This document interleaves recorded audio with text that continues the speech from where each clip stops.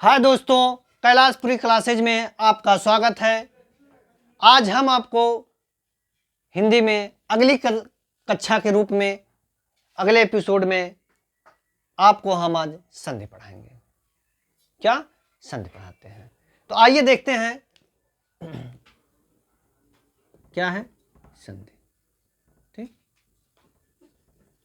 अब हम इसमें देखेंगे कि संधि किसे कहते हैं, संधि क्या है, संधि में हम किसका अध्ययन करेंगे, संधि कितने प्रकार की होती है, संधि की पहचान कैसे करेंगे। ठीक, आप देखेंगे कि संधि का शाब्दिक अर्थ क्या होता है, जोड़ होता है। ठीक, तो यहां पे इस जोड़ में आप देखेंगे कि दो वर्णों के जोड़ होंगे। ठीक, तो संधि का अर्थ, शाब्दिक अर्थ है जोड़। अब जोड़ किसका होगा? दो वर्णों का। अब हम ये देखते हैं कि दो वर्ण किस तरह हम इनको जोड़ेंगे। जैसे आप लिखा है पुस्तकालय। ठीक, तो जब आप इसका संधि विच्छेद करेंगे क्या निकल के आता है? पुस्तक धन आलय। आई बात समझ में? क्या है? पुस्तक धन आलय। तो कहने का मतलब है कि दो वर्णों के मेल से जो विकार उत्पन्न होता है उसे हम क्या कहते हैं? संधि कहते हैं। अब ये दो वर्ण हमारे कैसे निकल के आ रहे हैं? ध्यान दीजिएगा, इन्हें हम प्रथम शब्द कहेंगे। ठीक, ये हमारे द्वितीय शब्द हैं। ठीक, अब परिभाषा है कि प्रथम शब्द का अंतिम वर्ण। तो प्रथम शब्द का आपका अंतिम वर्ण क्या है? ता है। और अंतिम शब्द का पहला वर्ण यानी कि द्वितीय शब्द का पहला वर्ण ये क्या है? बड़ा आ है। ठीक, आपको वर्णमाला में पढ़ाए हैं कि जब किसी वर्ण में हलंत नहीं लगा होता है तो उसके साथ किसका उच्चारण होता है? आ का। लेकिन स्वर जो है ये अपने में स्वतंत्र होते हैं। स्वर के उच्चारण करते समय किसी अन्य वर्णों की सहायता नहीं लेनी पड़ती है। तो स्वर क्या है? अपने वास्तविक रूप में आ जाएगा। तो आप देखेंगे कि ये दो वर्णों के उच्चारण हो रहे हैं इसमें। तो संधि की परिभाषा क्या है कि दो वर्णों के मेल से जो विकार उत्पन्न होगा उसे हम क्या कहते हैं? संधि कहते हैं। आगे अभी आपको हम बताएंगे कि आप देखेंगे कि यहाँ से छोटा आ का उच्चारण है, यहाँ से बड़ा आ का। तो छोटा आ प्लस बड़ा आ के मेल से किसका? बड़ा आ का उच्चारण होगा। ठीक, तो ये बड़ा आ का उच्चारण उस शब्द के बीच वाले वर्ण के साथ जुड़ जाएगा। यहां तक बात समझ में आई? इसी तरह जैसे आप देखते हैं देवासुर, क्या है? देवासुर। जब आप इसका संधि विच्छेद करेंगे तो क्या निकल के आता है? देव प्लस असुर। ठीक, तो यहां आप देखेंगे कि पहले शब्द का अंतिम वर्ण वाह है, वाह के साथ किसका उच्चारण हो रहा है? छोटा आ का। यहां पे आपका स्वर ही है, आ है। तो आ और आ के मेल से किसका उच्चारण हुआ? बड़ा आ का। तो बड़ा आ का उच्चारण कहाँ देखने को मिल रहा है? शब्द के बीच में। ये बात समझ में आई कि संधि क्या है कि दो वर्णों के मेल से जो विकार उत्पन्न होता है, विकार माने परिवर्तन, कि दो वर्णों के मेल से, दो वर्णों के मेल से जो विकार, क्या है कि जो विकार यानी कि क्या? परिवर्तन। ठीक, जो विकार उत्पन्न होता है, ठीक, उसे हम क्या कहते हैं? संधि कहते हैं। संधि में क्या है कि दो वर्णों के जोड़ होते हैं। यहां तक बात समझ में आई कि दो वर्णों के मेल से जो विकार उत्पन्न होता है उसे हम संधि कहते हैं। ठीक, अब हम आगे देखते हैं संधि के प्रकार। क्या है? संधि के प्रकार। ठीक, संधि के प्रकार ध्यान दीजिएगा। तो संधि के आपके 5 प्रकार दिए गए हैं। ठीक, कौन कौन? नंबर 1 स्वर संधि, ठीक। नंबर 2 व्यंजन संधि, नंबर 3 विसर्ग संधि।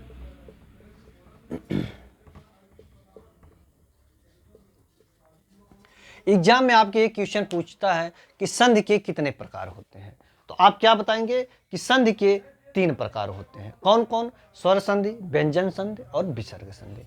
अब हम देखते हैं कि स्वर संधि किसे कहते हैं, व्यंजन संधि किसे कहते हैं और विसर्ग संधि किसे कहते हैं।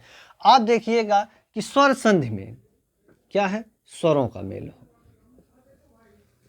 क्या है, स्वरों का मेल होता है, ठीक।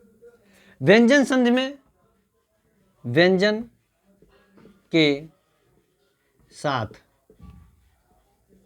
स्वर एवं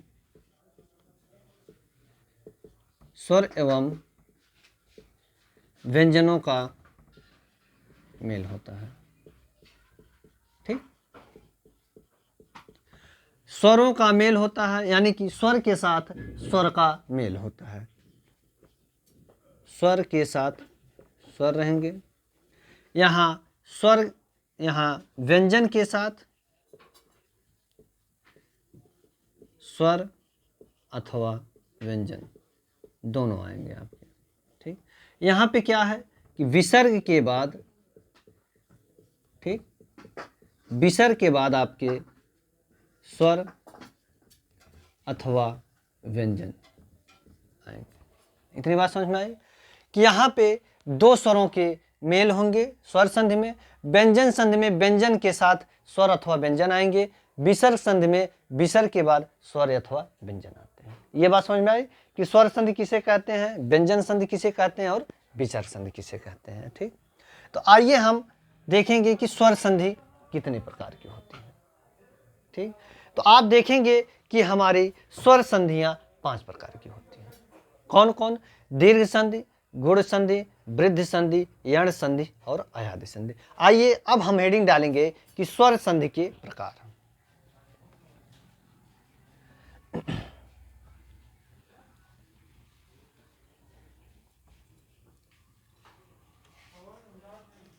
स्वर संधि के प्रकार।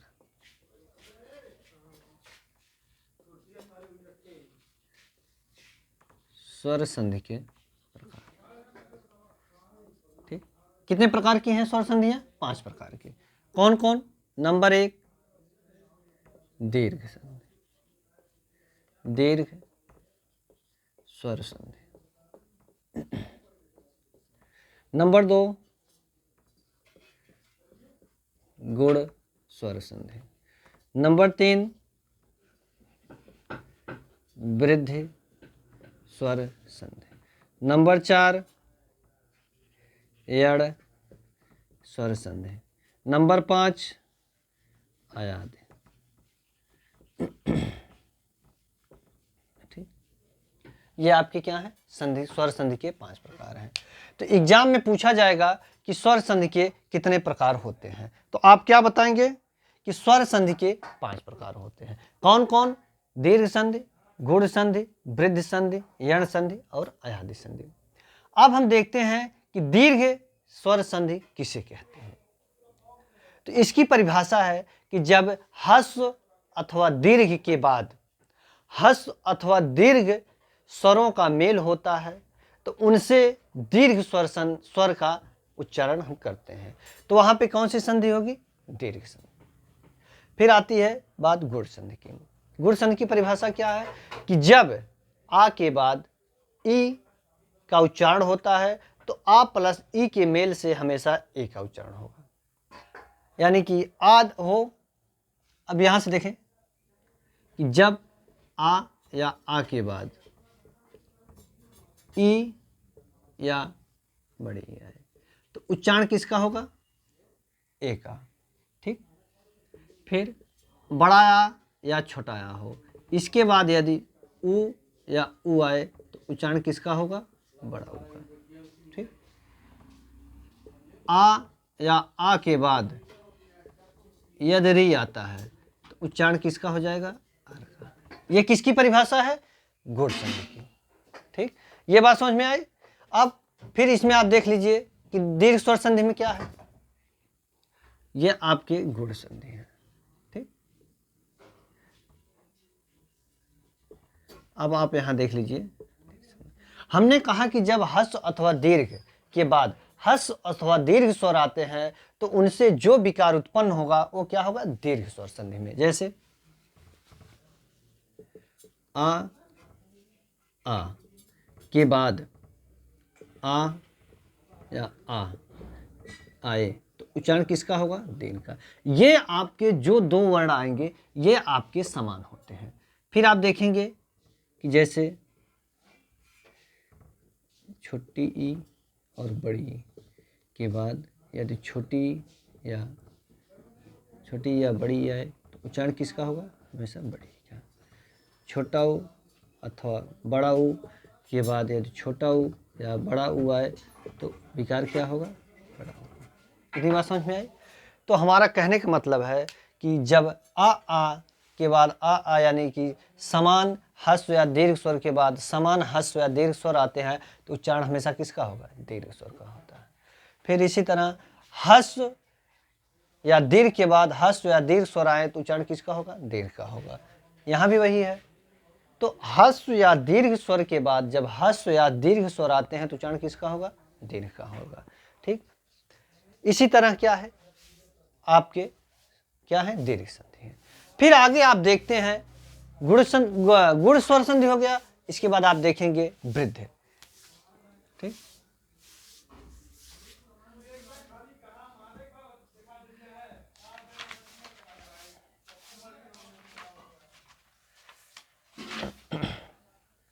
अब आइए आप ये है आपका। ठीक, वृद्ध स्वर संधि क्या कहती है कि जब आ के बाद ए या ऐ आते हैं। ठीक, तो आ के बाद जब ए आएंगे तो इनका परिवर्तन किस में हो जाएगा, ऐ में। आ या आ के बाद क्या है, जब ए आए तो इनका परिवर्तन किस में हो जाएगा, ऐ में। ठीक, अब जब आ के बाद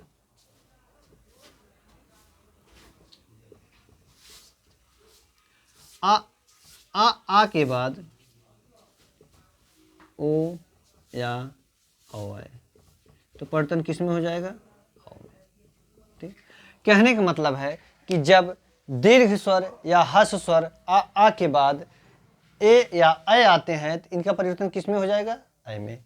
जब आ यानी कि ह्रस्व और या दीर्घ के बाद ओ और औ आते हैं तो उनका परिवर्तन किस में हो जाएगा, औ में। ठीक, ठीक, अब आगे आप देखेंगे यड़ संधि।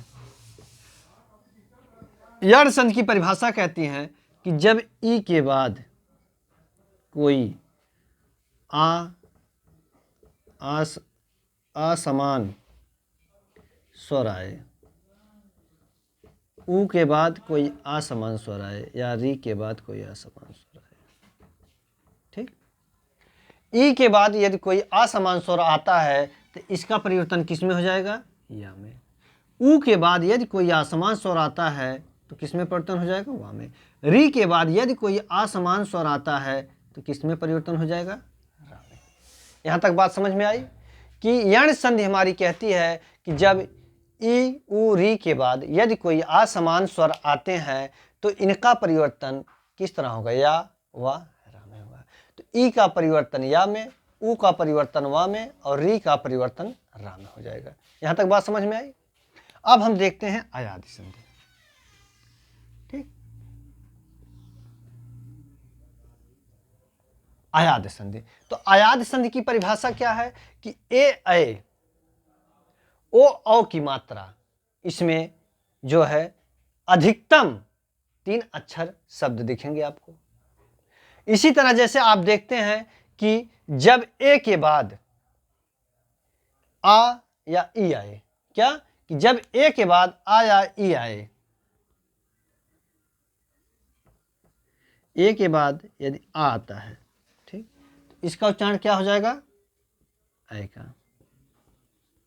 ठीक, जब ए के बाद क्या आए, ए आ आए तो उच्चारण किसका हो जाएगा? ऐ का। जब ए के बाद ई आए तो इसका उच्चारण क्या हो जाएगा? ऐ। जब ए के बाद छोटी ई आए तो उच्चारण क्या हो जाएगा? ई का। जब ए के बाद उ आए तो क्या हो जाएगा? आयु। ठीक। तो कहने का मतलब है कि इस ए का परिवर्तन आप देखेंगे किसमें हो रहा है? आ में। तो हमारी परिभाषा कहती है कि अयादि संधि में आपके अय और आय, औ और आओ का उच्चारण होता है। किसका होता है? अय, आय, औ और आओ का उच्चारण होता है। आई बात समझ में? तो परिभाषा है कि यदि ए, ऐ और ओ, औ का मेल किसी भी स्वर से हो तो ए, ऐ, ओ, औ का मेल किसी भी स्वर से होता है तो ए का परिवर्तन ऐ में, ऐ का परिवर्तन आय में, ओ का परिवर्तन औ में और औ का परिवर्तन आओ में हो जाएगा। ठीक। ए, ऐ, ओ, औ का परिवर्तन किसी भी स्वर से होता है। ठीक। तो ए का परिवर्तन ऐ में, ऐ का परिवर्तन आय में, ओ का परिवर्तन औ में और औ का परिवर्तन आओ में हो जाएगा। ठीक। तो आपकी यहाँ तक की संधि की पहचानने की भेद थे। ठीक। अब आज की क्लास हम यहीं समाप्त करते हैं। आप कैलाशपुरी हमारे चैनल को सब्सक्राइब करें, शेयर करें और बेल वाली घंटी को दबाएं ताकि हमें आपके द्वारा मोटिवेशनल मिलता रहे। धन्यवाद दोस्तों।